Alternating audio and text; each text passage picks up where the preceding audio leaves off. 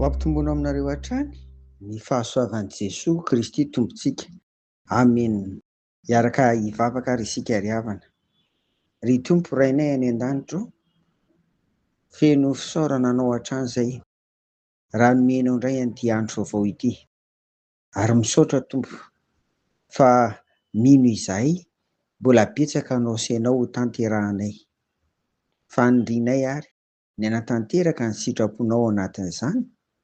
Ho any fanahinao masina hiasa hitari-dalana anay ry Jesosy Kristy amin'ity anio ity. Dia amin'ny anaranao irery Tompo no anaovanay an'izany vavaka izany.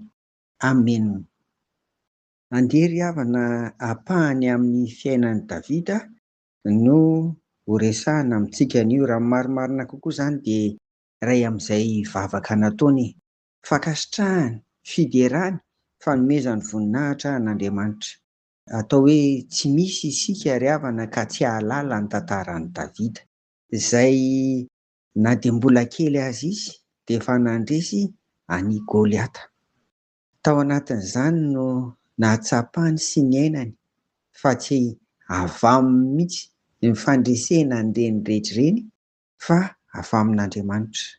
Ary ao anatin'izao vavaka ataony izao, rehefa tena antitra izy ary atao hoe efa akaiky ho faty, dia ahitana taratra ny finoany, ny fahatokiany, ny fanantenany an'Andriamanitra. Raha ny voalaza ny tantara voalohan'ny toko faha-20 dia hitato fa nanjaka nandritra ny 40 taona i Davida ka tao Hebrona 7 taona ary tany Jerosalema kosa ny 13 taona. Ary dia hoy izay teo hoe anisan'ny trantranitra koa izy. Ka andinga ry havana ho vakiana amintsika ny tantara voalohany toko 720 andininy 10 ka hatramin'ny 17. Lava dia lava ity vavaka ity fa io no raisiko satria ahitana taratra an'ilay hoe mpandresy ny Tompo ry havana. Andeha vakiana amin'ny anaran'i Jesoa izany. Koa dia nisaotra an'i Jehovah teo anatrehan'ny fiangonana rehetra Davida ka nanao hoe isaorana anie ianao Jehovah Andriamanitra Israely razanay, hatramin'ny taloha indrindra ka ho mandrakizay. Anao Jehovah ny fahalehibiazana sy ny hery sy ny voninahitra sy ny famirapiratana ary ny fiandrianana dia izay rehetra any an-danitra sy ety an-tany. Anao ny fanjakana Jehovah ary ianao ny fisandratana ho lohany ambonin'izy rehetra.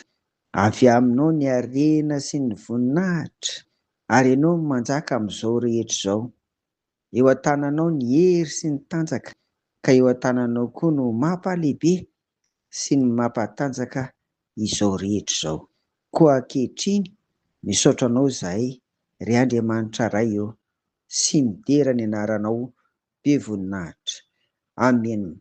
Hatreo ry havana no vakiako satria tsy ampy antsika izany ilay fotoana koa indrindra amin'ny tahaka an'izao, fa azo tohizana izany vavaka fisaorana nataon'i Davida izany. Fa izay tiako averina ary indrindra ahitana an'ilay hoe mpandresy ny Tompo, lebezany Andriamanitra izany ary loharanon'ny zavatra rehetra dia ny fitahiana sy ny fahasoavana indrindra dia ity tantara voalohany toko 820 mandininy 12 ity hoe avy aminao ny harena sy ny voninahitra ary ianao no manjaka amin'izao rehetra izao. Eo an-tananao ny hery sy ny tanjaka, ka eo an-tananao koa no mampalehibe sy ny mampatanjaka izao rehetra izao. Amen. Mivavaka isika. Misaotra anao izay Tompo fa niasa tamin'i Davida ianao ary mino koa izahay fa hiasa aminay tsirairay avy ianao noho ny amin'i Jesosy Kristy izay efa maty ho anay ary indrindra ny fanahy masina izay nomenao anay ihany koa. Koa tefeo izahay, amboary izahay mba ho mendrika ny asanao ihany koa. Amin'ny anaranao Jesoa no anaovanay an'izany vavaka izany. Amen.